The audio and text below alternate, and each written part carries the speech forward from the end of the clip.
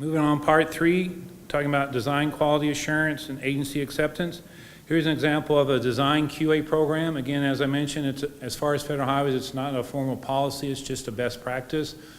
But again, trying to follow the three-legged stool of contractor quality control, state acceptance, and an independent assurance portion of that implementation program. So you have the 2 core elements, as it mentions on the slide: design quality control system and a design acceptance system that eventually will feed over to help use the state staff to do that. Okay, as far as the design builders, design QC system, from the aspect to get their project developed, recognize it's the designer doing the work as well as their related subcontractors that help feed them. So it's their workforce, whoever and all that may be. So instead of just the prime giving you information, you may need to do a little bit more digging to see who their subs are, and this could also roll into your DBE implementation to help support that DBE goal that may be dependent upon or may be a part of your project's program. And so we talk about 2 tiers. First tier is frontline quality control. Second tier is formal quality control. So it's sort of a check on a check. Again, these are just suggestions. You get to decide what you want to do. Then we get into the production line for QC. Gives you different ideas of those topics or activities you may want to make sure the contractor addresses.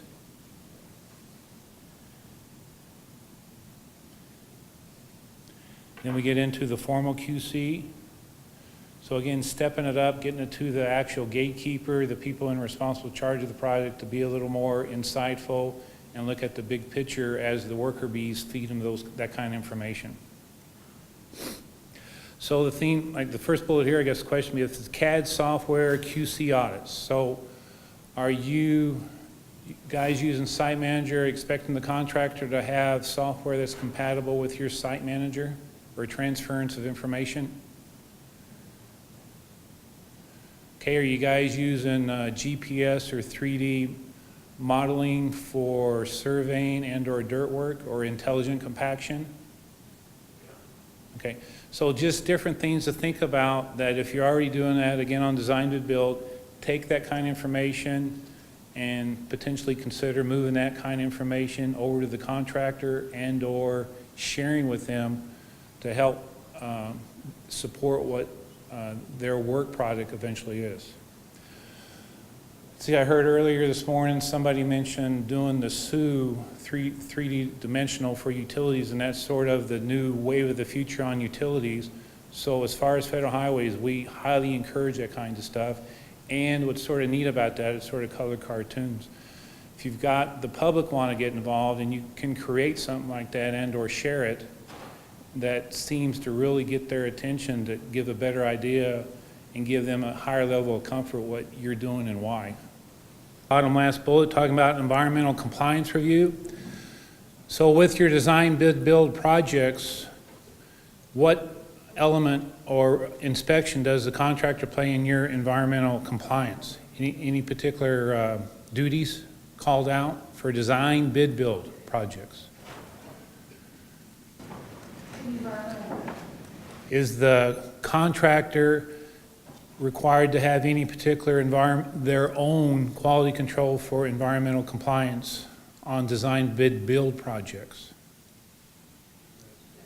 Is there a particular person called out on design bid build projects for environmental compliance?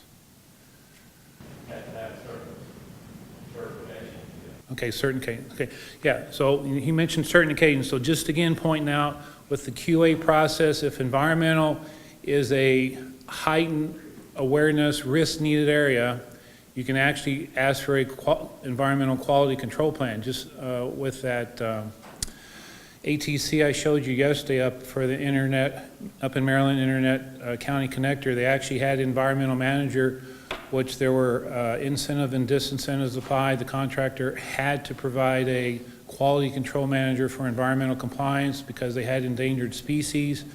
And up in Maryland, as well as for water impurity issues, that's how they help bring more focused attention to get that implemented to meet their stakeholders' expectations. Okay, design quality control structure. Again, just trying to, similar to what I showed you earlier, an idea what an org chart may look like. Then we get into an agency design acceptance system. Could be in progress or formal acceptance. And this could tie into, notice the sort of the second bullet, over the shoulder reviews. You guys heard that term before. Okay, the idea that over the shoulder review, instead of the contractor just taking it, changing plans, maybe trying a design exception, somewhere along the line, your internal staff is involved with the contractors to spot check them based upon the timing, effort, percent PS&E, again, what you've got set up before they actually move it into the contract and eventually try to build it out in the field. Key there would be, in whatever your time frame that may be established for that or the contractor has, and you guys have your over-the-shoulder review, also remember if it's a federal highways oversight project, there may be some additional time needed by FHWA staff to make sure they get their comfort that you're moving ahead in a proper plan. Any questions on that? Yeah, just before I forget, just remember FHWA, the F stands for friendly, so I just wanted to make sure you guys all understand that. Okay, org chart related to design acceptance staff. Again, just a sample related to over-the-shoulder review, which I just mentioned. On the far right is how a FHWA engineer may need to be shown on the org chart, just to make sure everybody understands there is a federal highways presence and some level of involvement, depending on what the division office has worked out with you all as far as what that might all be. Okay, then we get into the design build project QA organization. This is sort of a combination of all the ones I've shown you today. Anything up there jumping out at you? Upper half is the owner's responsibility, lower half is the design builder's responsibility. Okay. And just to put a little humor in this stuff, design quality issues, anybody ever read the Far Side jokes? Those are always good ones. Man, they've been around for years. Anyway, it's a contractor building a moat, but he's inside the tower. And the caption says, suddenly a heated exchange took place between the king and the moat contractor. So that just helps add you that you'll get what you get depending how well you spell it out in the contract. Does this kind of stuff ever happen on your construction projects? Oh, no way. Come on. Be serious.